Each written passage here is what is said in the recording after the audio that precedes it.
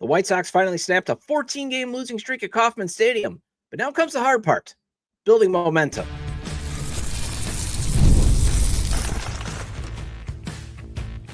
You are Locked On White Sox, your daily Chicago White Sox podcast. Part of the Locked On Podcast Network, your team every day. Hello, I'm Todd Welter. Welcome to Locked On White Sox, part of the Locked On Podcast Network, now the #1 sports podcast network. And on today's show, I'll get to this week's Fan Poll Friday with one winning response that actually won't happen in reality. That comes after an embarrassing figure that explains why this franchise has talent issues. But first, let's talk about the White Sox needing to build some momentum this weekend in Kansas City, which would be a huge benchmark for the rebuild to achieve, even though it's going to be difficult for a few reasons. So the White Sox have finally won at Kaufman Stadium for the first time since September of 2023. And that's startling because this is a ballpark the Sox have to play in 6 to 7 times a year. They play in this ballpark with frequency. If this was struggling to beat, say, Baltimore, it doesn't look as bad relative to losing to a division rival, especially a division rival that once exploited beating the White Sox regularly. It was actually the difference in getting the Royals into the 2024 playoffs. I remember doing those shows back in 2024. And I believe if you took out the 12 wins that the Royals had, they don't make the playoffs. Even if you eat a few away, they don't make the playoffs. That's how significant this losing streak that the White Sox had at Kauffman Stadium was in terms of helping a division rival have postseason success. But that's now all over, thanks to Anthony Kay, the bullpen, and Coastal Montgomery. And now what would be huge is for Chicago to win a few more games in KC during this series and start building some momentum. One thing, though, that has been established early in the season, this young lineup, this young rotation, this young bullpen could not build off of sweeping the Blue Jays. So that's why this is also an early rebuild benchmark. You had an opportunity, you got swept by Baltimore, and it sucked the life out of all those good vibes. So, restart, reset. You got a little bit of positivity going now that you finally won a game in what seemed like forever in Kansas City, and win a few more games this weekend. However, it's going to be hard. Not because Kaufman has been a house of horrors. It's actually looking within what the White Sox have been dealing with during the first couple of weeks to start the season. It's the offense's inability to consistently hit with runners in scoring position. It's the possibility of not having Grant Taylor, Jordan Leisure, and Sir Anthony Dominguez available out of the bullpen. And this is still the White Sox we're talking about. And the Royals, yeah, they're struggling right now. Their lineup isn't hitting either, but they got this guy called Bobby Witt Jr. And they have a legend named Salvador Perez who feasts on White Sox pitching. And one area the offense is failing to meet the moment is blowing games wide open. That has been abundantly clear. Because they are getting on base, at least when you look at the eye test. They've had scoring chances outside of a few games. They obviously didn't have scoring chances last week when they faced Sandy Alcantara. But otherwise, they've had opportunities in most of the games. I mean, think about it. Against Baltimore, the Sox had plenty of chances to pile on runs, and they just could not come up with that hit to break the game wide open. And a big problem, strikeouts with runners in scoring position. The Sox have the 5th highest K percentage when it comes to RISP. It's hard to drive in runs when the ball is not even put in play in those situations.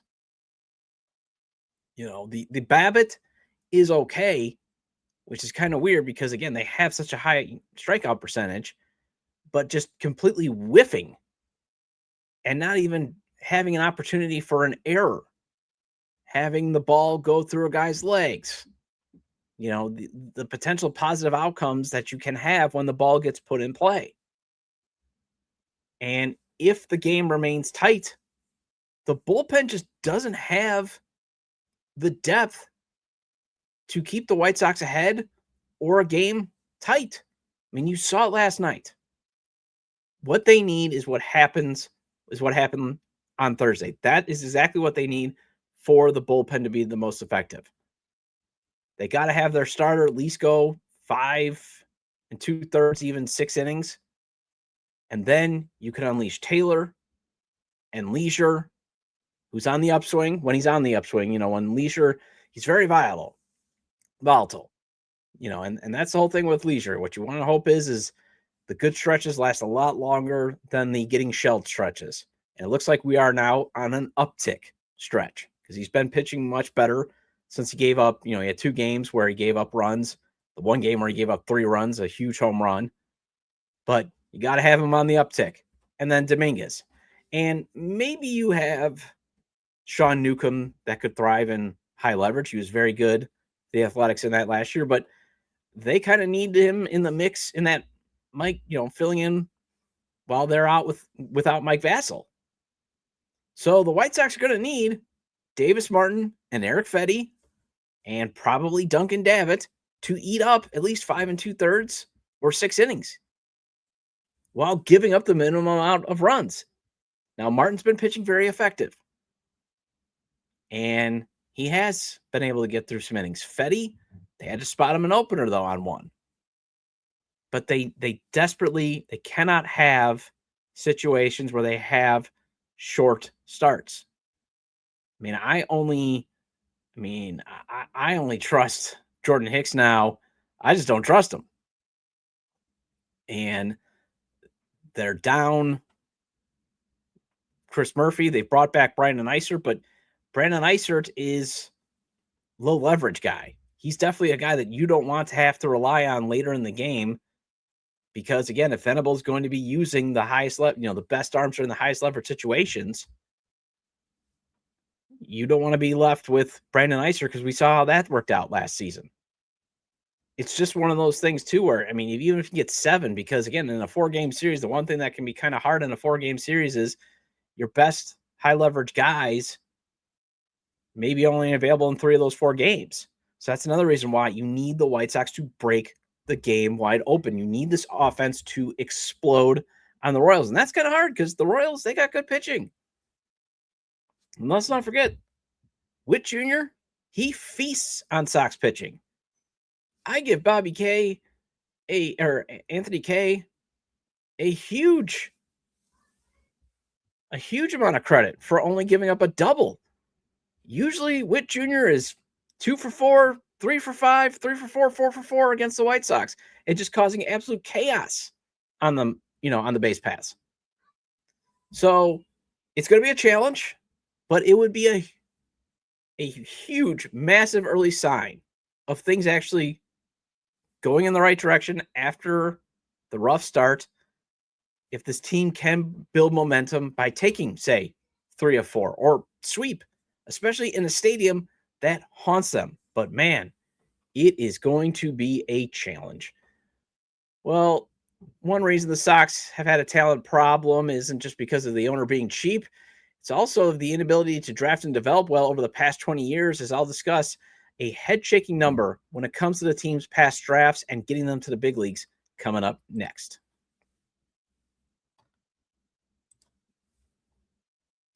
It's tax time, but for a lot of us, the old way of doing taxes is, well, it's a lot. Try to book an appointment. That's not the most convenient. And then you're sitting in a waiting room with a stack of papers and you're emailing back and forth and wondering if they really get your situation. But this year, you're getting a major upgrade. Intuit TurboTax now has in-person locations nationwide. You can meet face-to-face with a real tax expert, and your documents get uploaded straight to your TurboTax app on the spot. And just like that, you're done. Your TurboTax expert works to get you every dollar you deserve while you get real-time notifications as you go about your day. It's relief of walking in and meeting a real person and walking out knowing your taxes are being handled right. And doing my taxes can be complicated since I got a mix of freelance income and salary income. And I also then got to figure out my deductions when it comes to the write-offs for the kid and the mortgage, it just becomes super complicated. And that's why I've turned to TurboTax in the past to take care of doing my taxes, to save myself a ton of time and save myself the stress. Head to turbotax.com/local to find a store near you and book your appointment.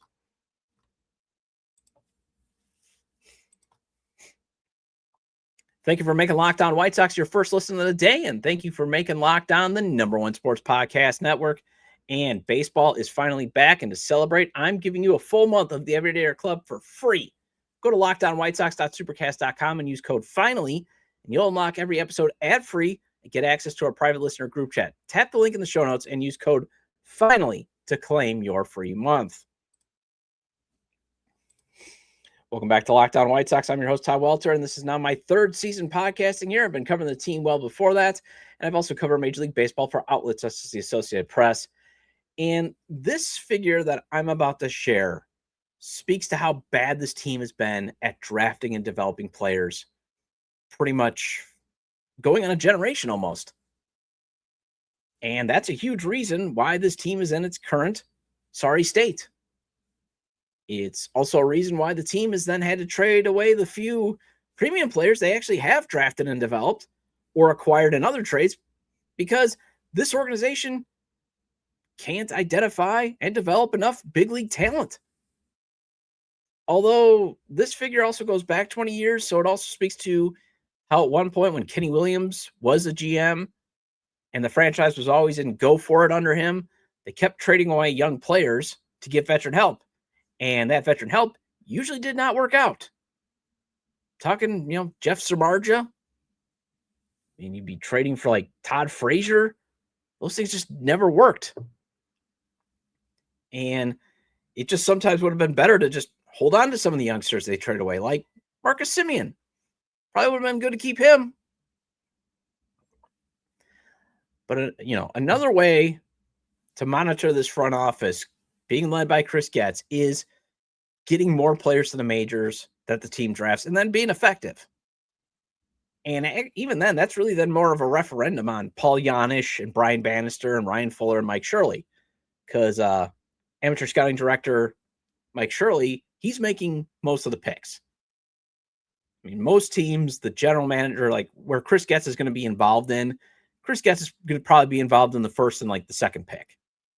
And then it's usually the GM defers everything else then to the director of amateur scouting. And then you got your head of development and Paul Janisch, your pitching director for the entire organization and Brian Bannister, and your hitting director and Ryan Fuller, who are kind of dictating the development path. And process-wise, Shirley's had some good drafts. If you just look at it in the process of, they've been drafting a lot up the middle. Whether it works out or not, they've been kind of targeting the Midwest as kind of an overlooked talent pool. So while other teams are going this way, they're going that way. And sometimes you got to have that.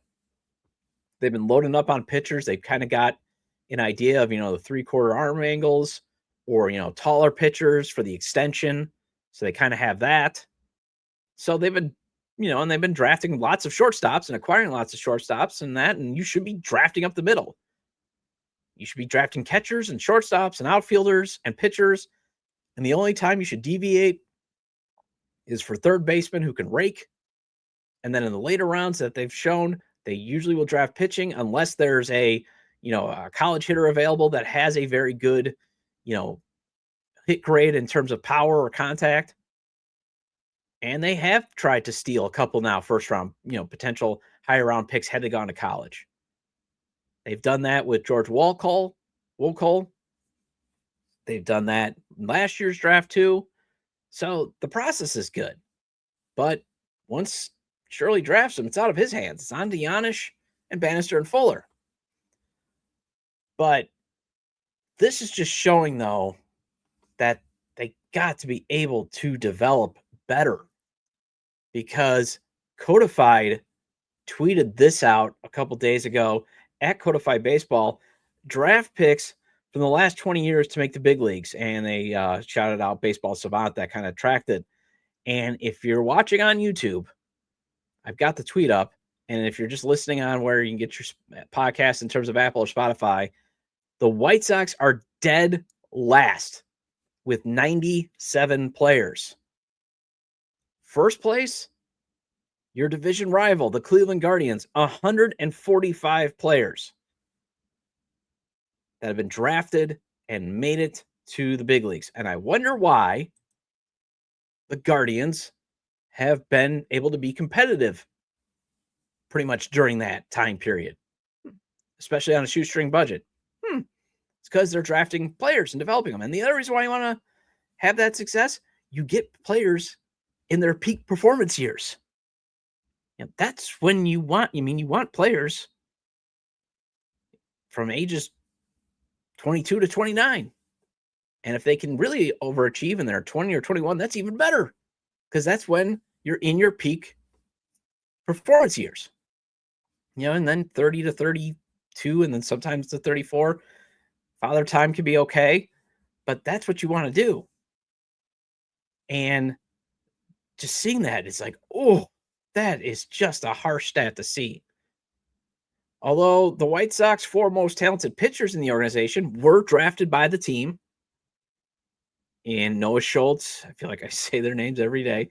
Noah Schultz, Hagen Smith, Tanner McDougal, and Christian Opper. But drafting pitchers actually has been something the organization's been strong at over the past 20 years.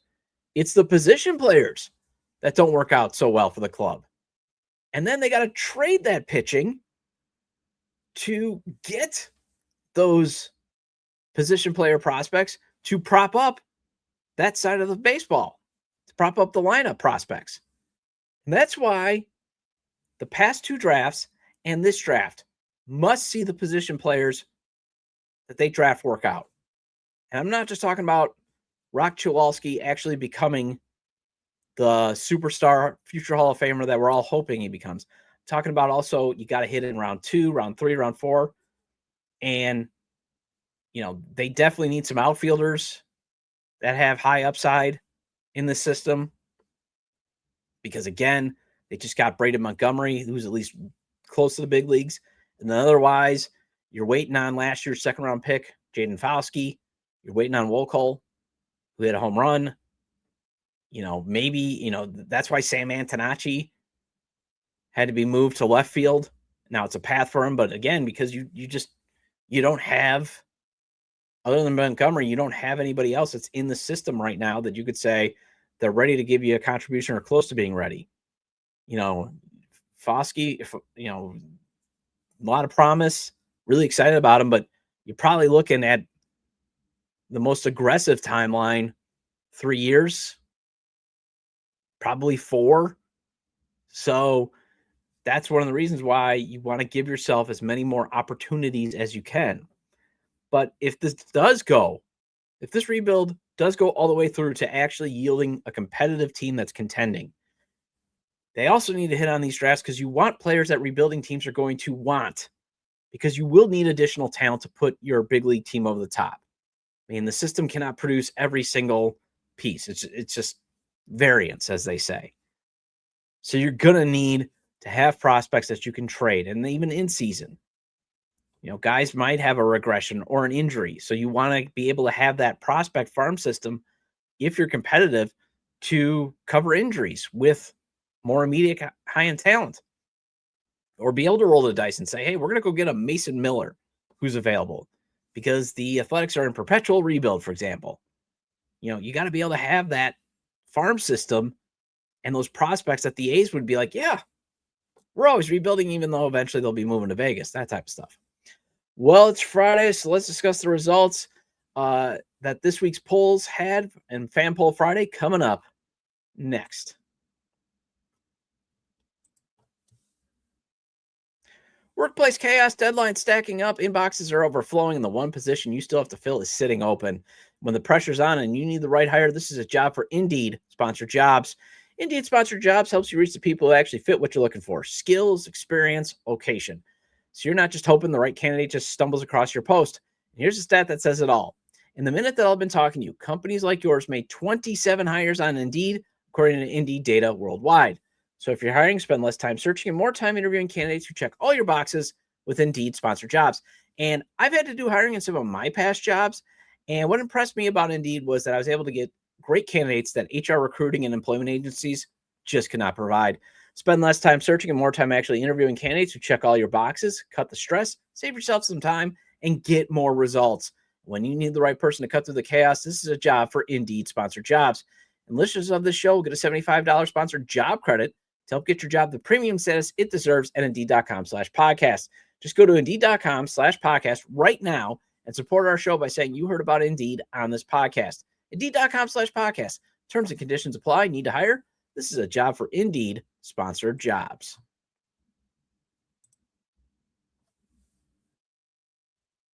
Welcome back to Locked On White Sox, part of the Locked On Podcast Network, your team every day, and now the #1 sports podcast network. Shout out to all the everydayers. I really do appreciate your loyalty, and I hope you have a great weekend. I hope it's a fun time.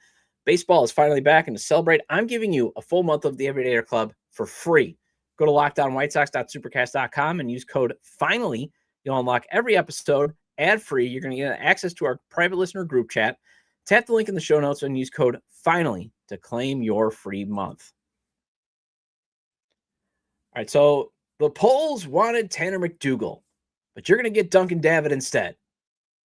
Just remember, risking Davit's club control is fine since his upside is nowhere near McDougal's. However, it is terrible that this organization has to manipulate service time, that it has to be a thing for a big market team, that they have to try to squeeze out a bonus year, basically, by calling some of these guys up that are close to the big leagues after April 15th. That is kind of sad that they actually have to even dance around. Well, it'd be nice to have a rookie of the year and get a draft pick or, be able to get that draft pick compensation. But since our owner could still technically own this team through 2034, we got to get these bonus years. That's kind of what it is. And, I asked, who do you want to see fill Shane Smith's spot in the rotation on the YouTube channel? I ran that poll. And 54% said Tanner McDougal. 27% said someone else. 13% said Sean Newcomb. And the team's choice got just 6% of the vote. Now, I would love to see Tanner McDougal, but as we know, this owner does not pay the going rate for pitching. And if we're all hoping that Tanner McDougal is going to be a stud, you need to basically, in essence, get 6.5 years of him. Because, again, this owner probably likely won't extend him because technically we're all hoping 2029 Justin Ishbia takes over. But the deal is Jerry could say no in 2029. He could say no all the way up to 2034. So whoever is in charge, and as long as this club control is in place, although we don't know what club control is going to look like in the next CBA, that's the other thing that I do kind of want to be like to the front office, like, guys are kind of prioritizing this, but you do realize, because especially if I'm the players, if you want a salary cap, you better shave off some club control there. And I've been talking about that. And you can say, again, you got to have a negotiation. I don't see the owners breaking the players like, the NBA did or the NFL. The players still have a ton of power and a ton of money saved up to be able to handle a prolonged lockout. But I get that they have to operate in the now and what they understand now. And that's why you're not going to get Tanner McDougal. Now, in terms of what do you think about the decision to demote Shane Smith? Again, I had the poll on the YouTube channel at Locked On White Sox. Make sure you subscribe. I asked, what do you think of the decision? And 61% said totally justified. The bullpen needed saving, and he was struggling. 13% said too quick, give him more starts. 15% had mixed feelings, and 11% said whatever, this team stinks. So I am fully fine with we got to save the bullpen. We can't take the risk. We want him to prove that he could actually eat innings, and we want him to do it in a less pressure-filled environment down in Charlotte. So he's got 15 days because that's how long he has to stay down. He's got 15 days to figure that all out. But the hill I'm going to die on is I hated the messaging. I hated it was, well, he can't do it here. when it could have just been, guys, we just can't take this risk because of the impact it has on the bullpen, because other guys were starting to not get through innings. I mean, and that's why a huge reason why Anthony Kay pitching, 5 2/3 was tremendous, because it spared the bullpen from having to cover some innings that they're getting taxed. I mean, Tyler Schweitzer got sent down, and everybody's like, oh, how could he get sent down after one game? They needed him at least for one game. And I don't think that's going to be the last we're going to hear of him. They're probably like, hey, we're going to use Brandon Iser for a while. You can move these guys up and down. So don't worry. Tyler's going to be getting plenty of frequent flyer miles. And it wouldn't shock me if there's some other pitchers getting lots of frequent flyer miles between Charlotte and O'Hare, or wherever the White Sox are playing. Now, when it comes to which minor league affiliates of the White Sox are you excited to follow this season?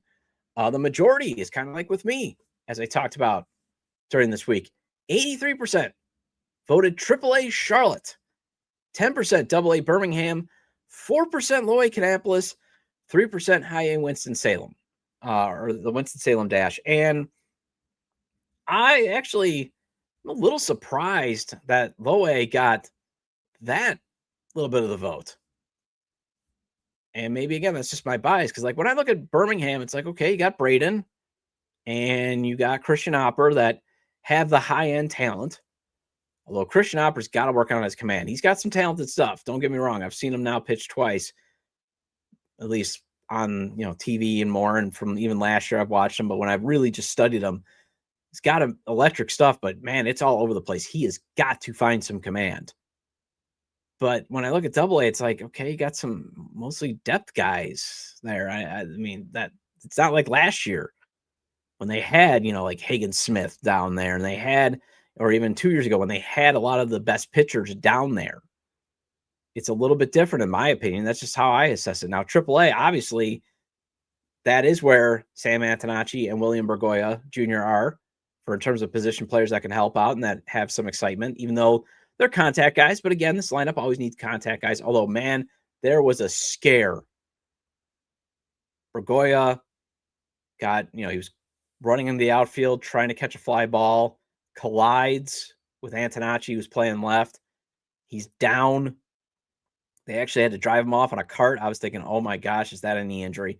It's a bruised shin, but that would have been really hard, because again, he may just be nothing more than a utility player, but I really like how this guy, all he does is put the ball in play and usually put it to where they ain't.